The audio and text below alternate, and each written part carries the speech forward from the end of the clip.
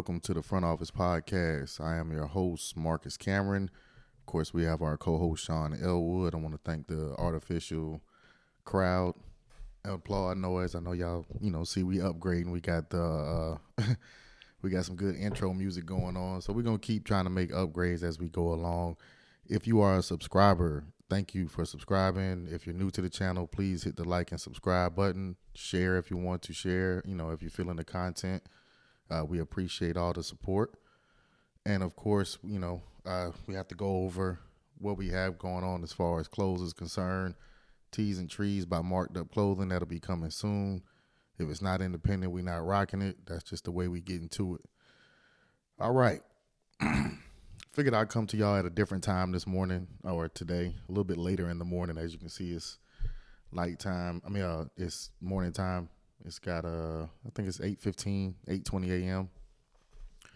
Figure I'd give you a little bit more energy on this particular episode, episode 9. Let's kind of break down game 3 or give breakdown for game 3 and predictions. Keys to winning for both teams, key points, things of that nature, and we're going to get straight to it. Let's start with Denver. I think Denver, in order for Denver to win tonight, I don't think it's difficult. They're a good road team. They have been in this position before as far as having to go on the road and get a win, even though they haven't been down, I don't think, in the series yet, the playoffs. The core of that team has been there. They've got vets. I caught a little bit of Get Up this morning, and they were just talking about, is it a must-win for Denver? I don't think it's a must-win. I don't think it's a must-win. That's a really good team over there.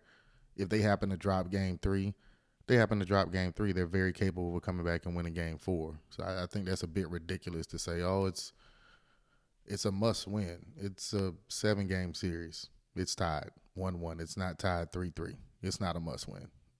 Both of these teams have a lot of fight in them, so I don't see it being a situation that way. But as far as what they need to do, I think Denver is going to have to be more balanced tonight.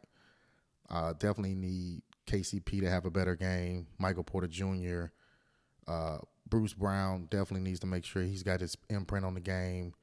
Murray is a big key for them. Like I said in the last episode, it's going to be tough for them to win if he gets off track or he's not feeling like he's involved and he's not making his imprint on the game. Jokic is going to get Jokic. I was going to say Joker, as the Joker, as they call him.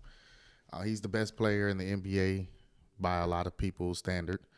That's a different discussion for a different day. I'm not really sold on him being the best player. I absolutely think he's top 5, and he's the best center for sure. I think I will rank him a little bit higher than Joel Embiid, just off of his playoff performance alone. He's got 2 MVPs. He was second in the MVP voting this year. I think he's the top center, and I think Embiid is right behind him. So he's going to get his. In regards to, I'll say it again, and Eric Spoelstra, let's just go into that real quick. Eric Spoelstra had a press conference, and they asked him about the whole, we'll make him a scorer, and is that your guys' strategy? And he said that's to the untrained eye. I completely disagree. Because it's cap. It's cap. It's bullshit. It's absolutely what y'all doing. You just don't want them talking about it in the media too much. And that's fine. I get it. As a coach, I wouldn't want somebody constantly bringing up my game plan. But to think that you can't look and see that they're a more dangerous team when he's floating the ball around, playing point guard from the position in which he gets the ball. I'm not saying that's their only thing that's going to stop them. I mean, it's going to help them win as far as the Miami Heat are concerned, but it's definitely a disadvantage to Denver if he's not getting everybody else involved like any other team.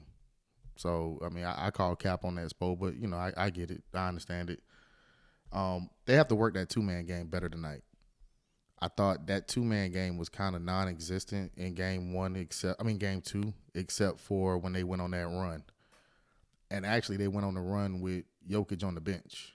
So it was really Jeff Green, Braun, Murray, and Aaron Gordon, and I forget who the other guy was. Maybe Bruce Brown on the court is when they made their run. And I just didn't think that 2-man game wasn't as effective in game 2 as it was in game 1. That's because of Miami Heat adjustments and how they defended. So Malone has to find a better way to get that all involved. Maybe some different looks. Maybe Jokic at the top of the key, and running a pick and pop with Murray, or vice versa. Get some other guys involved, not just Murray on the pick and roll. They have to kind of get the Heat moving around defensively in order to effectively break down what they're trying to do and get to the spots that they want to get to. They have to lock in defensively. Defensively, they weren't terrible in game 2. It just wasn't. I agree with Malone. The effort wasn't there, and particularly in Michael Porter Jr. Not to disrespect him or say he's the only person that's not playing defense. It's just in game 1 he didn't shoot the ball well, and he had 14 points and I think 12 rebounds and 2 blocks. They need him to be that effective, even if you're not shooting the ball well, and he's eventually gonna shoot it better. I don't think it's a problem with him. He's a great player, 6'10", a young guy though, very young guy, and it'll be interesting to see how he responds to the criticism. Malone didn't call him out particularly, but I think everybody in the media and hell, even I kind of realized he was talking about him. And maybe not just him, but definitely it was plays out there where he's kind of looking lost defensively. And I think they can't have that against a team of the caliber of the Heat. So that's a big thing. Defensively lock in, and their bench and role players have to be better. It's been a lot of discussion, and like I said, I don't like to watch the shows before I record, but there's a couple days in between, and there's a few shows that I watch. And I think it was the Draymond Green show, and Steve Kerr said Murray's the head of the snake, which I agree with. I do. I think Murray is the head of the snake. That doesn't mean he's the best player, but if you take him out of the picture, or you're limiting him, you're making it super hard for anybody else to kind of get off and be able to do what they need to do. So, but I don't think it's, taking out the head of the snake, whether it's Jimmy Butler or Jamal Murray or Jokic. I think this series and I think every finals kind of comes down to what is your supporting cast doing? If your supporting cast is playing better than the other supporting cast, I would probably bet at least 90% of the time you're going to win. This is not a series where you have these dominant superstars. I mean, Jokic is dominant, but he's not like, this big media, lightning bolt for attention and things of that nature. So it's going to be different for them, especially being on the road tonight. But I think if their role players can play well, they get decent bench production, and implement that 2-man game with Jokic and Murray, really get Murray going, I think Denver can pull off a win tonight. That's not who I'm going with. I'm just giving you what I think they need to do to win, as non-biased as possible. As far as the Miami Heat are concerned, let me just say this about the Heat, and I've said it a couple times, I think in the last 3 episodes. We always talk about players having that dog. We always talk about he's got that dog in him, or this guy's got that dog in him. We never really say that about a team. And I think the team definitely has that dog. That team definitely has that dog in them. They definitely, as a unit, just don't care about stats, attention, minutes. Duncan Robinson was at the end of the bench for most of the season, and he's getting huge minutes on the biggest stage you can possibly get. And I think it's the perfect example of how every guy on that team is ready. And I think they're a little bit deeper than Denver. I think Denver has better players as far as talent-wise, but I think Miami's a lot deeper. I think they play maybe 9 guys, and I think Denver's right at 8, and that's with Braun getting a little bit of minutes. So I think Miami's the deeper team, but they do definitely have a dog in them as far as a team concept, which is why I picked them. It's not just one player or 2 players. It's really that whole unit. Everybody wearing a Heat uniform just has that mentality, and I think that carries you a lot further than talent sometimes. They have to play better. I mean, great defense again. That's just understood. Playing against a team with Denver, with the shooters and Jokic, you just got to be locked in defensively all the time, which is tough. And I don't expect them to just sweep the Nuggets out. I picked them at 7 because they're going to have lapses. They're going to have times when they don't shoot the ball. Shooting the ball well for the Heat is extremely important throughout this series, because if they don't shoot the ball well, it makes it harder to fight back offensively. When Denver goes on a 12-0 run and you're down 14, if you're not shooting a three ball well, it's really hard to come back because if you're not shooting it well, because now you're just getting 2-point shots or you're getting a free throw line and it's taking longer and you still got to go back on the other end and try to stop them. If they have a 14-point lead, you weren't doing a good job of stopping them in the first place. So that'll be an adjustment, and we'll see how that goes. Let's pay attention to the Miami shooters tonight. Let's see if they can shoot the ball or duplicate what they were doing in game 2 as far as how well they shot it. I expect the shooters to shoot well because they're at home, but, it's the finals and anything can happen. Hemi Butler has to have an imprint on the game. I am convinced it doesn't have to be scoring. If he can get people involved, if he can play great defense, I thought his defense on Murray was great in game 2. If he can duplicate that and get people involved and get big buckets when they need to, that's him having an imprint on the game. I still think he has a big game in him. I know he had the big 50-point game in round 1. Hasn't really gotten to that point, but 30 is a big game. 25, 26 is a big game depending on what all you're responsible for and what other stat line you may have going with that. So he has to have a Hemi Butler game. I'm not sure if it's tonight, but as long as he plays good, solid defense and he's involved, he's touching the ball, he doesn't look like he's being passive, they're being aggressive, I think that works for the Heat. Bam Adebayo has been super active and really good in the first 2 games. Him and Gabe Vincent, me and my homeboy Cuddy Kane were talking about it yesterday at work. If the Heat were to win, I think you have to throw Gabe Vincent in that MVP vote. I don't think he'll win it, but based on his numbers, he's playing great. I mean, he's playing really great. So, Butler, Adebayo, there's so many guys. You can't pick out one guy and say they have to play well. Just as a unit, they have to duplicate what they did in game 2 and be more efficient. Don't turn the ball over.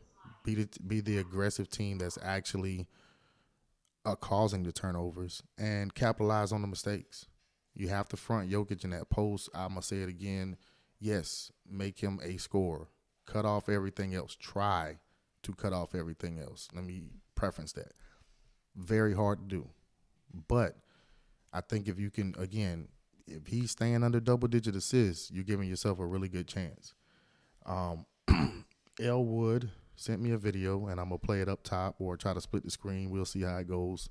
30-second video explaining to all our subscribers and anybody checking in who's his pick for tonight. Polo, it's your boy Elwood, man. About to step into work. You know how we do. Third shift, SEAL team. Come in at night when everybody's asleep. You know what's up. Hey, man, wanted to get my pick in for game 3. Going to take them Denver Nuggets on the road. I'm going to say the Joker and Murray, especially Murray. I think this game is going to be on Murray. But I'm going to see what old Michael Malone makes the adjustments to. I'm going to take them Nugs on the road, man. Front Office Podcast. Peace.